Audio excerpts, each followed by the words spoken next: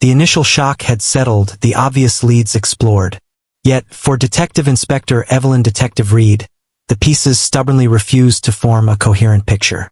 The meticulous absence of evidence, the almost sterile nature of the crime scene, it spoke not of a hurried act, but of a deliberate erasure. The timeline, meticulously reconstructed, held its own subtle contradictions. Alibis that seemed solid at first glance now contained hairline fractures, moments unaccounted for, details conveniently forgotten. Detective Reed felt a growing unease, a sense that she wasn't just investigating a murder, but navigating a carefully constructed illusion. Julian Hayes, the ambitious business partner, had presented a seemingly airtight alibi, a late-night meeting with a potential investor. But the investor, when questioned again, offered a slightly different recollection of the evening, a meeting that ended abruptly, leaving a window of opportunity, a window just wide enough. A hidden rendezvous, a detail conveniently omitted. Was it an innocent oversight, or a deliberate attempt to conceal his movements? Detective Reed sensed a layer of deception beneath Hayes's polished exterior, a desperation masked by corporate charm. Eleanor Blackwood, the estranged wife, remained an enigma. Her grief seemed genuine, yet tinged with a strange detachment. Her recollections of the days leading up to Arthur's death were fragmented, punctuated by long pauses and hesitant words. There was a fragility about her, a vulnerability that could either be genuine sorrow or a carefully crafted performance. Detective Reed couldn't shake the feeling that Eleanor held back crucial information, locked away by fear or perhaps something more complex. Olivia Carter, the ever-loyal assistant, had provided the most consistent account. Her devotion to Blackwood appeared unwavering. Yet, Detective Reed had noticed subtle nuances in her demeanor, a fleeting hesitation before answering certain questions, a carefully neutral expression that seemed almost too perfect. Could such unwavering loyalty mask something deeper? Or was Olivia simply a steadfast presence in a world of shifting allegiances and hidden agendas? Detective Reed knew that in cases like these, the most reliable witnesses could often hold the most carefully guarded secrets. The inconsistencies, though minor individually, began to coalesce into a disturbing pattern. It was as if someone had meticulously coached the witnesses, providing them with a narrative that held together on the surface but crumbled under closer scrutiny. The lack of blatant clues was itself a clue. The killer wasn't just removing evidence. They were anticipating the investigation, understanding the logical steps the police would take, and subtly misdirecting their focus. It was like looking into a mirror, where every reflection was slightly distorted. Detective Reed felt a growing sense of frustration, but also a flicker of understanding. The killer wasn't acting impulsively. They were operating with a cold, calculating precision, a familiarity with clandestine operations that resonated with the whispers of Spectre and Blackwood's shadowy past. The ghost of Blackwood's past lingered in the air, a phantom menace that seemed to be influencing the present. Could the key to his murder lie buried in these long-forgotten secrets, in the actions of a phantom operative thought to be long gone? Alistair Finch, the seemingly innocuous lawyer, had been a constant presence since the discovery of the body, offering his legal expertise and quiet support.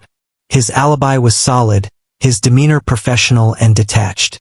Yet, Detective Reed couldn't shake a nagging feeling about him, a sense of an intelligence that lay dormant beneath a veneer of polite indifference.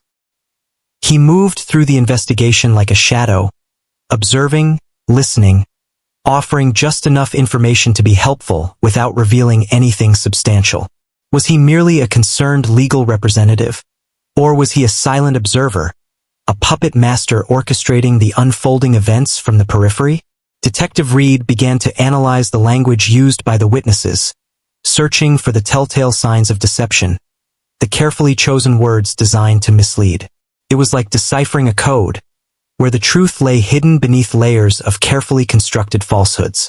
A recurring theme emerged, a subtle mirroring of phrases, a shared narrative that felt almost too rehearsed.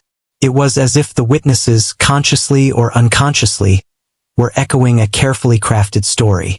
Detective Reed ordered a second, more meticulous forensic sweep of the study, focusing on the minute details that might have been overlooked in the initial investigation. She knew that the devil often resided in the details, in the almost imperceptible traces left behind by even the most meticulous killer. The killer was clever, undoubtedly, but even the most skilled operative could make a mistake, leave behind a microscopic trace, an echo of their presence in the sterile environment of the locked room. Detective Reed was determined to find that echo, to break through the mirror of deception and reveal the true reflection of the killer. The truth, she realized, wasn't just about who had the motive or the opportunity. It was about who possessed the skill, the knowledge, and the cold, calculating mind to orchestrate such a flawless crime and then stand silently by, watching the investigation unfold. The mirror image was beginning to crack, and the face behind it was slowly coming into focus. The pieces, scattered like fragments of a shattered mirror, were beginning to coalesce in Detective Inspector Evelyn Detective Reed's sharp mind.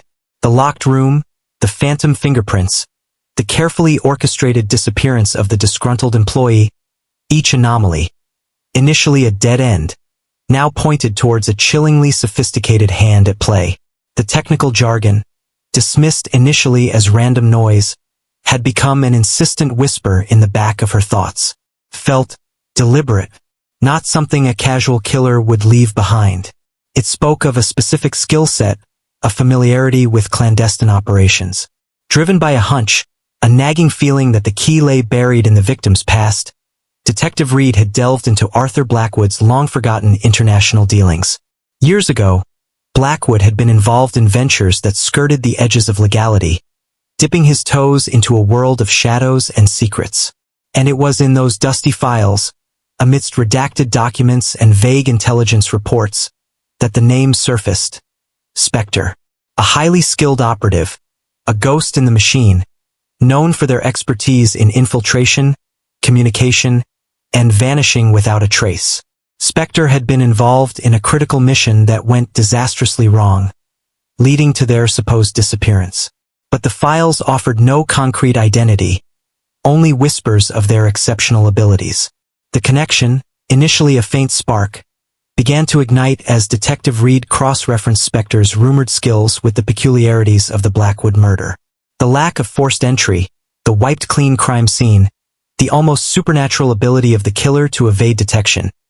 It all mirrored the profile of a seasoned operative trained in the art of leaving no trace. And then there was the antique, the seemingly innocuous communication device tucked away in Blackwood's study. It had registered in Detective Reed's mind from the beginning, an out-of-place artifact in an otherwise modern setting. Now, its significance became chillingly clear. This wasn't just an antique. It was a relic from a bygone era of covert communication, precisely the kind of tool an operative like Spectre would be familiar with. The realization hit Detective Reed with the force of a physical blow. The killer wasn't just covering their tracks. They were operating with a level of expertise that suggested a professional background. And the antique, it wasn't just a clue. It was a breadcrumb, perhaps left intentionally, a subtle taunt from a killer who believed themselves untouchable. The pieces clicked into place with a sickening finality. The killer wasn't an outsider. They were someone within Blackwood's close circle, someone who had access, knowledge, and the skills to execute such a flawless crime. Someone who had successfully masqueraded as an ordinary individual, while harboring the lethal capabilities of a phantom. The ghost had a face. The phantom had walked among them. And Detective Inspector Evelyn Detective Reed was finally beginning to see through the carefully constructed illusion. The game had changed. It was no longer just about finding a killer. It was about unmasking a ghost. The pieces were beginning to coalesce in Detective Inspector Detective Reed's mind, forming a disquieting picture.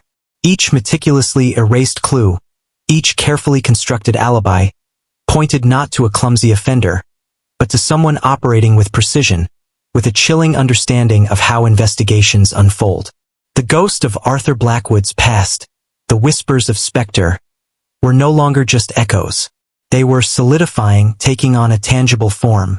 A form that Detective Reed was beginning to recognize, a silhouette emerging from the fog of carefully crafted deception. Unseen by Detective Reed, unheard by the other investigators, the architect of this intricate puzzle observed from the periphery. Alistair Finch, Blackwood's trusted lawyer. a man who had always blended seamlessly into the background. But beneath the veneer of quiet professionalism lay a past shrouded in secrets, a past that was now dictating the present. Years ago, Alistair Finch was known by another name, a phantom operative called Spectre. Highly trained, ruthlessly efficient, he moved through the shadows, executing missions with cold precision. But a critical operation went wrong, leaving scars both visible and invisible. Scars that festered, fueled by a sense of betrayal and a thirst for retribution. Arthur Blackwood, the man the world mourned, held the key to Spectre's downfall. A decision made years ago, a sacrifice deemed necessary, had cost Finch everything. Now, the time for reckoning had arrived. The anonymous tip, a carefully planted seed of doubt, had served its purpose. It had nudged Detective Reed down a particular path, a path that Finch had meticulously laid out. He understood the investigative mind, the tendency to follow breadcrumbs, even if they led into a carefully constructed maze. Finch had woven himself into the fabric of Blackwood's life, becoming a trusted confidant, a silent observer. He had learned their weaknesses, their secrets, their vulnerabilities.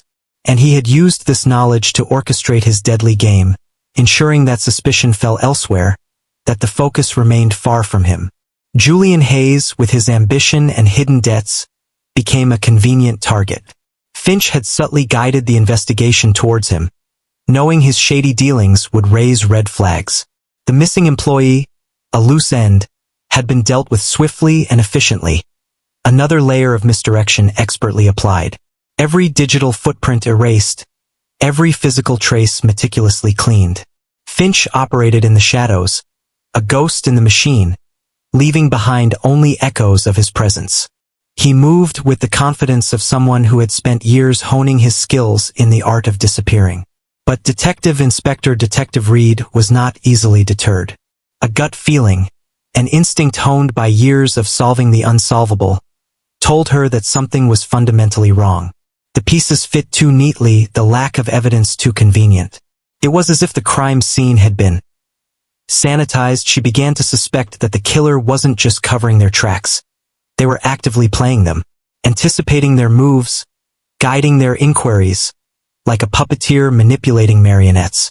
And Alistair Finch was watching, patiently, meticulously, observing Detective Reed's every step. He analyzed her press conferences, dissected her interviews, gauging how close she was to the truth. He was a predator observing its prey, confident in its own superior intellect and strategic advantage. Detective Reed felt it, this unseen presence. A subtle shift in the atmosphere, a fleeting glimpse of a figure that vanished too quickly. It was a disquieting sensation, the feeling of being under scrutiny, of being part of someone else's elaborate design. Was it paranoia? Or was the hunter now being hunted? Detective Reed couldn't shake the feeling that the true killer was not some distant figure, but someone much closer, someone who had been there all along, silently observing, patiently waiting. From the seemingly safe haven of his legal practice, Finch continued to orchestrate the game. He used his knowledge of the law, his understanding of human psychology, to maintain his carefully constructed facade of innocence. He was the trusted advisor, the grieving friend, the pillar of support. No one suspected the darkness that lay beneath. He had eyes and ears everywhere, anticipating every move the police made. He knew their strengths, their weaknesses, their biases. And he used this knowledge to his advantage, ensuring that the investigation remained focused on the wrong targets. The near misses, the fleeting glimpses, Finch was a master of blending in, of becoming invisible. He moved through their world like a ghost, leaving no trace, only the lingering sense of an unseen presence. But Detective Reed's intuition was sharp. The inconsistencies, the subtle anomalies that others had overlooked, were beginning to form a pattern in her mind. A pattern that pointed not to the obvious suspects, but to the quiet, unassuming lawyer who had always been just out of focus. The antique, initially dismissed as a mere curiosity, held a deeper significance. Its intricate design, its outdated technology, suddenly clicked into place. It wasn't just an antique. It was a relic of a bygone era of covert communication, a whisper from Spectre's past. The technical jargon found at the scene, the anonymous tip's cryptic references, they weren't random. They were breadcrumbs deliberately left, perhaps initially to taunt, but now serving as a damning link to a forgotten identity. The realization hit Detective Reed with the force of a physical blow. Alistair Finch, Spectre. The ghost was not a phantom. He was a man who had been hiding in plain sight, manipulating them all along. As Detective Reed finally began to piece together the truth, Alistair Finch prepared to disappear once more, to become the ghost he had always been. But this time, Detective Inspector Evelyn Detective Reed was closing in. The Watcher in the wings was about to be seen. The walls were closing in. Every dead end, every wiped surface, every carefully constructed alibi felt like a taunt. Detective Inspector Evelyn Detective Reed, a woman who prided herself on her meticulous approach, found herself facing a ghost, a killer who anticipated her every move, a phantom leaving no trace. The city held its breath, the initial shock of Arthur Blackwood's death giving way to a gnawing unease. Had a perfect crime been committed? But Evelyn Detective Reed was not one to surrender to the shadows. Days had bled into sleepless nights, each discarded theory, each fruitless interview only hardening her resolve. She knew, deep down, that the killer was not just covering their tracks. They were playing a game, a twisted dance of intellect and deception, and Detective Reed was determined to learn the steps. A new strategy began to form in her mind, a high-stakes gamble. If the killer was watching, anticipating, then perhaps the best way to catch them was to offer a false target, a deliberate misdirection broadcast for their eyes and ears. It was a risky move, one that could muddy the waters further if not executed with precision. But Detective Reed felt it was the only way to flush the ghost out of hiding. The bait was cast. A carefully crafted narrative, fed to a trusted contact in the press, painted a picture of progress, of a new prime suspect emerging from the shadows. The details were deliberately vague, yet tantalizing enough to pique public interest and, more importantly, to draw the attention of the one person Detective Reed truly wanted to reach. Detective Miller said, "Are you sure about this, Detective Reed? Playing their game could backfire spectacularly." Detective Miller, ever the pragmatist, voiced his concerns. The risk was undeniable. If the killer didn't take the bait, the fabricated lead could send the investigation down another rabbit hole, wasting precious time. But Detective Reed's intuition, honed by years of solving the unsolvable, told her this was the right path. Miles away, in his meticulously organized office, Alistair Finch absorbed the news.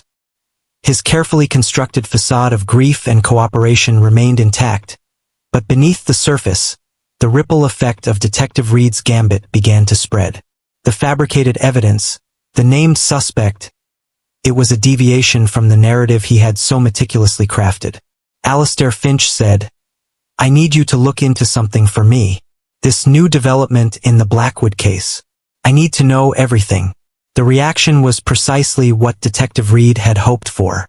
The killer, confident in their ability to remain unseen, was now compelled to act, to assess the threat this new development posed to their carefully orchestrated escape. The Watcher was being watched. Detective Miller said, "So, we both know this guy is small fry. A convenient scapegoat." Detective Reed said, "Exactly. But our killer doesn't know that. They'll see a potential threat, a loose end they might feel compelled to tie up. And that's when they might make a mistake." Alistair Finch, the ghost of Espionage, was now faced with a dilemma. Allow the police to focus on this new suspect and risk them stumbling upon the truth through a different avenue? Or intervene, subtly guiding the investigation back onto his preferred path, potentially revealing his hand in the process. His carefully constructed composure began to fray at the edges. The game intensified. Finch, unable to resist the urge to control the narrative, made his move. A seemingly innocuous piece of information, subtly planted, was designed to steer the police away from the fabricated suspect and towards another dead end, one that aligned with his original carefully laid plan. Detective Miller said, "Remember Hayes's alibi? The meeting he couldn't fully explain?" Detective Reed said it always felt incomplete. As Finch attempted to manipulate the investigation, A seemingly insignificant detail, something overlooked in the initial chaos, resurfaced in Detective Reed's mind. Julian Hayes's alibi for the night of the murder had always felt flimsy, punctuated by unexplained gaps. Now, juxtaposed with the timeline of Blackwood's secretive financial transactions, a discrepancy began to emerge. Hayes had claimed to be elsewhere during a crucial window of time, a window that now coincided with a significant and unexplained movement of funds from Blackwood's accounts. It wasn't concrete proof, but it was a crack in the carefully constructed wall of deception. Detective Miller said, "Hayes always seemed too eager to cooperate, didn't he? Almost rehearsed." Detective Reed said, "And Finch was always there, guiding us, offering his legal expertise. Too helpful." Alistair Finch, secure in his belief that he was orchestrating the entire investigation, remained unaware of the subtle shift in Detective Reed's focus. He had played his hand, attempting to steer them away from the false lead, confident that he was still in control. But in doing so, he had inadvertently revealed a crucial piece of the puzzle. The antique communication device, initially dismissed as a mere curiosity, now held a new significance. Detective Reed remembered the technical jargon she had encountered earlier, the faint connection to Spector's rumored expertise. She had dismissed it as a fleeting thought, but now, combined with the inconsistencies in Hayes's alibi and Finch's overly helpful demeanor, a chilling realization began to dawn. There was something about the device, a subtle inscription, a unique modification, that triggered a buried memory, a fleeting mention in one of the old intelligence files she had reviewed. A detail so obscure, so easily overlooked, that only someone with intimate knowledge of Spector's operations would recognize it. Hours turned into a frantic search through digital archives and forgotten paper trails. Detective Reed sifted through mission reports, agent profiles, anything that might shed light on the enigmatic Spector and his methods. The connection felt tenuous, a whisper in the wind, but she clung to it with unwavering determination. And then, she found it. Buried deep within a declassified document, a description of a customized communication device used by Spector, a device with a unique, almost imperceptible alteration. The description matched the antique in Blackwood's study. The whisper became a roar. The antique wasn't just an antique. It was a ghost from the past, a tangible link to the elusive Spector.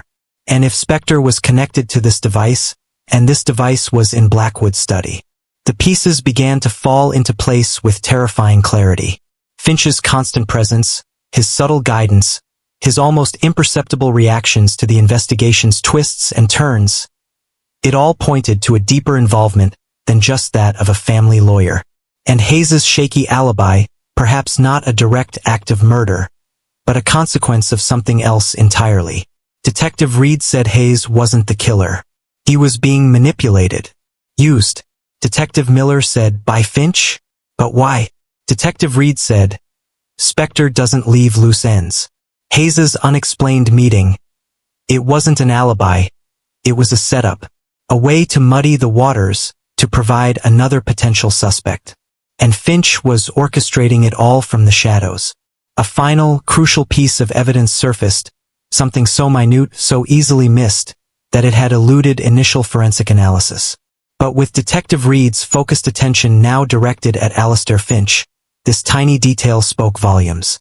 It was a silent witness, a tangible link placing Finch at the scene of the crime. The gambit had worked.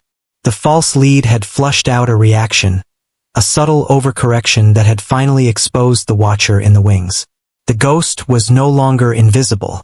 Detective Inspector Evelyn Detective Reed knew who the killer was. And tomorrow she would confront him. The final confrontation. The pieces of the puzzle, painstakingly gathered, now lay bare between detective and suspect. For 10 long episodes, the shadow of the Ghost Protocol killer has haunted this city.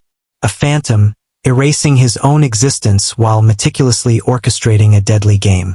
But Detective Inspector Evelyn Reed, with her relentless pursuit of truth, has cornered her prey.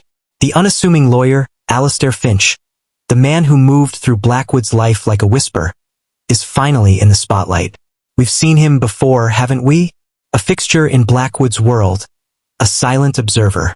the perfect camouflage for a man trained to be unseen. Alistair Finch, Blackwood's trusted legal counsel. But beneath the veneer of professional courtesy lies the cold, calculating mind of Spectre, the ghost operative who vanished without a trace, leaving behind a legacy of lethal efficiency. Detective Reed lays out her case, piece by painstaking piece. Not with accusations, but with the quiet certainty of someone who has finally connected all the disparate threads. The locked room, no forced entry, a signature of someone with specialized entry skills Finch vehemently denied possessing.